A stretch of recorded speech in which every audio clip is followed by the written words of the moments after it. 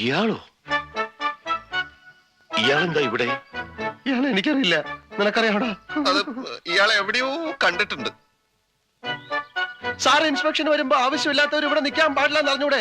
വഴിപോക്കർ എന്തിനാ ഇവിടെ നിൽക്കുന്നത്? പ്ലീസ്, പൊതുവഴി അതാണ്, പൊതുവഴി അതാണ്, അതിലേ വെക്കുള്ളൂ, അതിലേ വെക്കുള്ളൂ. സാർ വലത്തുകാല് വെച്ച്, ഞാൻ നേരത്തെ പറഞ്ഞ പോലെ സാർ വലത്തുകാല് വെച്ച്. ISI മാർക്ക് എവിടെ? സൂക്ഷിച്ചു നോക്ക് സാറേ, അപ്പൊ കാണും. സാർ ഇത് ഡൽഹിയിൽ നിന്ന് കൊണ്ടുവന്ന ബെസ്റ്റ് സ്വിച്ചസ് ആണ് സാർ. ISI മാർക്ക് നിർബന്ധമാണ്. മോന്തയ്ക്കൊന്ന് കൊടുത്തിട്ട് കണ്ണാടി എടുത്ത് കാണിച്ചു കൊടുക്കടാ, അപ്പൊ കാണും മാർക്ക്. ആ, അതൊക്കെ പോട്ടെ. കേബിൾസ് ഒക്കെ ഏതാ? ആർമിയുടെ അല്ലേ? അതെ സാർ. ഇല്ലെങ്കിൽ നീ എന്ത് ചെയ്യും? നീ മിണ്ടരുത്.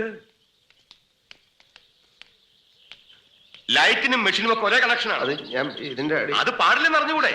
ഇത് ഞാൻ സമ്മതിക്കില്ല. സമ്മതിച്ചില്ലെങ്കിൽ താൻ ഇവിടുന്ന് പോവില്ല. ഇയാൾ ആരാ? സാർ ഒരു വഴിപോക്കനാണ്. അല്ല, ഞാൻ അവന്റെ ചേട്ടൻ. അതെന്റെ കുറ്റമല്ല സാർ. സോറി, ഞാൻ സാറ്റിസ്ഫൈഡ് അല്ല. ഇയാളുടെ കാര്യത്തിലോ വയറിങ്ങിന്റെ കാര്യത്തിലോ? രണ്ടിലും. സാർ ഉടനെ ഇതൊക്കെ ചേഞ്ച് ചെയ്യണം. സാർ അത് ഞാൻ പ്ലീസ് ഒന്ന് പറയാം സാർ. അതായത് സാർ ഞാൻ നിക്ക് നിക്ക് നിക്ക് നിക്ക് നിക്ക്. മര്യാദക്ക് പരിശോധിച്ച് ഒപ്പിടുന്നതാണ് നല്ലത്. ചുമ്മാ ഇരിടാ. ചേട്ടാ. എന്തെങ്കിലും കുറ്റം കണ്ടുപിടിച്ച് തടസ്സം ഉണ്ടാക്കുക ഇവരുടെ സ്ഥിരം പണി. വഴിന്ന് മാറണോ? ഇല്ലെങ്കിൽ നീ എന്നെ സസ്പെൻഡ് ചെയ്യടാ. ചേട്ടാ. ഒപ്പിടുற പട്ടി. ഞാൻ എന്താ പറഞ്ഞേ? ഒപ്പിടുற പട്ടി. ചേട്ടാ. തെണ്ടി നായിന്റെ മോനെ. ചേട്ടാ. നിന്നെ എങ്ങനെയുണ്ട്? അവൻ പട്ടി.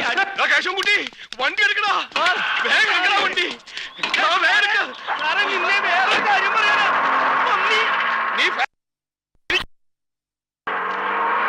ഫാക്ടറി തുടങ്ങിയില്ലെങ്കിൽ എനിക്കൊരു പുല്ലുമില്ലടാ. നീ പോടാ പട്ടി. കള്ളുടിയാ. കള്ളുടിയ നിന്റെ അച്ഛൻ. പോടാ.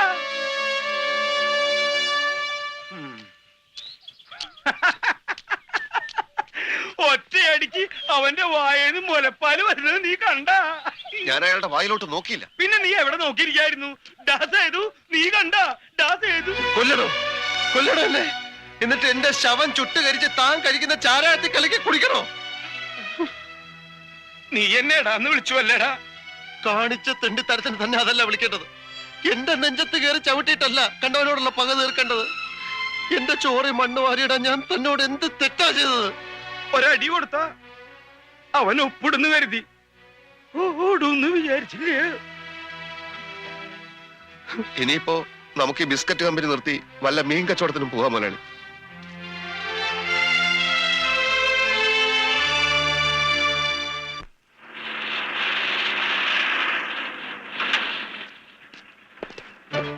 പിടിക്കടോ അമീശക്കാരനെ.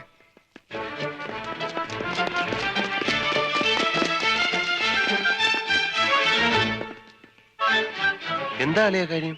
ഇലക്ട്രിസിറ്റി ബോർഡിലെ എഞ്ചിനീയറെ വധിക്കാൻ ശ്രമിച്ചു എന്ന് അയാളുടെ പേര് ഒരു കംപ്ലൈന്റ് ഉണ്ട്.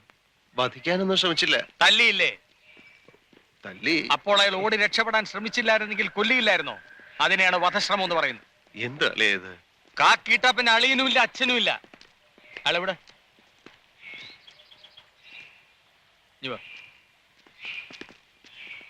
ഇതൊക്കെ ഒരു വിരട്ട് മാത്രമാണ്, ശമ്പളം വായിക്കണ്ടേ? നമ്മുടെ പഴയ എഞ്ചിനീയർ ഇല്ലേ അയാള്? ആക്ച്വലി എന്താണ് ഉണ്ടായത്?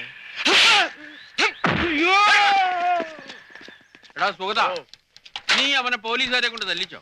അങ്ങനെ വേണ്ടി വന്നില്ല. കുറുപ്പ് സാർ പോലീസുകാരെ ഒന്നടങ്കം തെറി വിളിച്ചു. അവര് കയറി ഒന്ന് മേഞ്ഞു. അതിനിടയിൽ കൂടെ ഞങ്ങൾ തമ്മിലുള്ള കണക്കും തീർത്തോന്ന് എനിക്കൊരു സംശയം. എടാ ദ്രോഹി, അവൻ ഒന്നുമില്ലെങ്കിൽ നിന്റെ അളിയനില്ല. അത് ഈ മുരിക്കും പറ്റില്ല തിണ്ണേല്.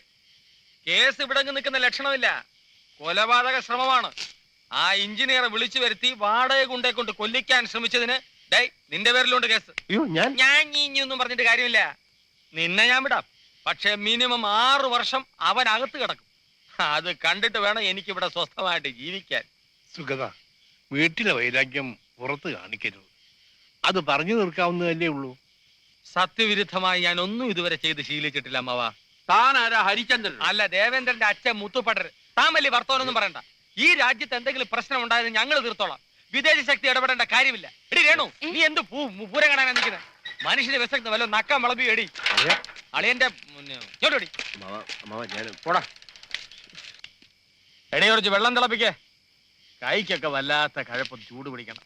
ഈ കൈ കൊണ്ടുവന്നോ ഒത്തിരി പണിഞ്ഞതാ. എന്താ